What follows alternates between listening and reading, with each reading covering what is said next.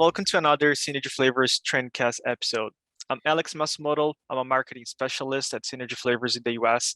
And in this first episode of 2022, we wanted to uncover a series of content that we'll be sharing the next few weeks that are around our 5 trends to watch in 2022. And we will be covering multiple categories, but we wanted to kick this off with non-alcoholic beverages. And to help us walk through the trends, I have Erin Venter, our consumer and marketing insights manager here at Synergy Flavors in the US as well. Hi, Erin. How are you? Good. How are you, Alex? Good. Thank you. So, Erin, we have 5 trends that we identified to be the 5 trends for us to watch in non-alcoholic beverages in 2022. Could you walk us through those 5 trends? Absolutely. So the trends that we're talking about this year, a lot of them are still based on what's been coming out of the pandemic. So kind of seeing how everything that happened during lockdown and during the pandemic, which continues to go on, and how that's continued to kind of impact consumers. So that's kind of what we're going to be talking about a little bit today. And the first one that we're going to talk about is this idea of consumers drinking their mood. So with the pandemic, consumers have become more and more aware of their mental state. They're looking to try to find ways to improve their mental state because people have just been in such a state of anxiety and nervousness and fear. They're looking to find ways to combat that. So they're looking and turning to beverages to kind of help find those new and good moods that they might have. So maybe they might turn to tea to help them have a relaxing moment, or turning to like a sour beverage to kind of give them that fun, interesting, energetic experience with their beverages. And are we also seeing functionality added to those products, or is more the format that we're looking for in this one? I think it's a combination of both. I think you've got some products that definitely take functionality into have that functional appeal to them, especially maybe products around sleep or calming and nervousness. But you've also got things where it can be about the flavor. So, for instance, like maybe citrus kind of helping to bring about that bright, happy note to a beverage. So, citrus could be something that kind of helps put you in that good, happy mood. So, I think it's a combination of both, really. And then the next trend that we're seeing is really around products having lower sugar or zero sugar. So, again, with people being home and not being as active, people have become just hyper aware of what they're putting into their body and trying to make sure that they're putting things in their body that's the best for them. So, one of the things that they're looking to is trying to kind of have less sugar in products. I think a couple years ago, it was all about what was the added sugar that was in products. And now we're starting to see, no, we're not as worried about the added sugar. We're just worried about the overall sugar content and how much sugar is in a product. Um, and we're starting to see it kind of come to fruition in a few different ways within products. So um, maybe not as much lower sugar, but more seeing kind of zero sugar in products, consumers kind of seeking out those zero sugar type of products. And one of the other things that I would say about this that's kind of shifted too is that consumers have been looking, I would say previously, they looked to into diet drinks for that, which was more about diet, not zero sugar. And we're seeing just a switch in the way things are being labeled. And it's more about zero sugar now, but also actually matching the flavor of the full sugar product as best as it can. Whereas diet products in the past, I don't know if you agree with this, but they didn't typically tend to taste like the real thing. They definitely had a different flavor to them. And I think consumers are like, nope, we want it to taste like the same thing now, but we don't want it to have the sugar. Cool.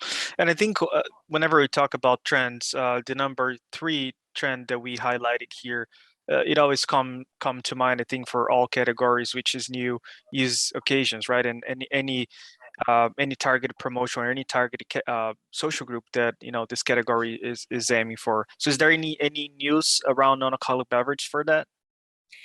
Yeah, great point. And absolutely, I think we see that across every category, and non-alcoholic beverage is no different. So I think one of the big occasions that we're really seeing again from coming out of the pandemic is this idea around mocktails, around people kind of moving away from drinking as much.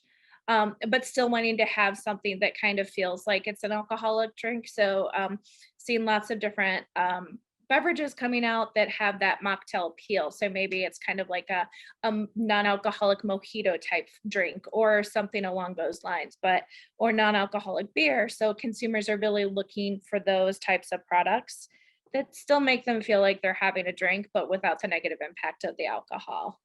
Another occasion that we're seeing really kind of pop within non-alcoholic beverages is targeting gamers. I think that that's like that group that's really growing and becoming bigger and more popular, especially with people being home. So we're seeing a lot more products targeting gamers, whether it be giving them energy to be able to stay up all night to play video games or giving them focus so that they're really like just focused in on what it is they're doing and can really play at their peak performance during those video games.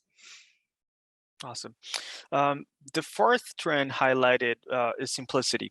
And I believe this is related to also clean label. And we know simplicity, clean label is not necessarily new to our industry, but we understand that there is a kind of a shift for no alcoholic beverages though, right? Yeah, there is. I think you're right, 100%, that simplicity is something that's kind of been around for a while, that consumers are looking just for the more simple ingredients and looking to understand. And we're even starting to see it in the names of products as well, just the names of beverages kind of um, being able to call out the specific name or specifically what's in the product, like maybe saying that it is a lemon rosemary extract flavored product as part of the name so that consumers know right away what's in the product. It's transparent in terms of what's being included and they know what to expect from the product too. So I think simplicity is going to be something that continues to be important for consumers forever, and it's going to continue to evolve in terms of how it's being brought to life.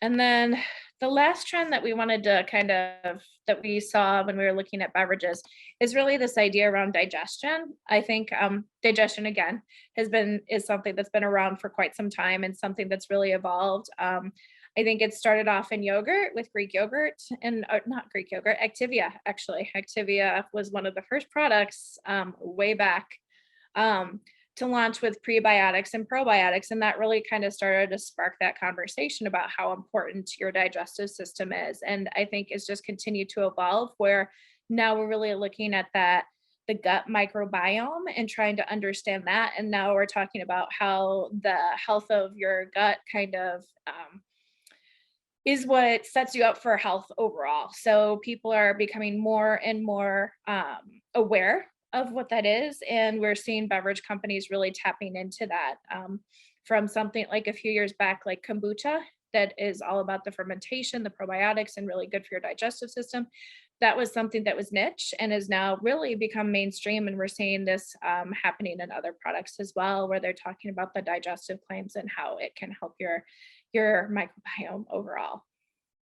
Thanks, Erin. And I know digestion claims and gut health is another trending topic in a category that we'll be discussing on next week, which is nutrition. So stay tuned for another breakdown of our 5 trends to watch in 2022 and new Trendcast episodes. Thanks for watching, and I'll see you next time.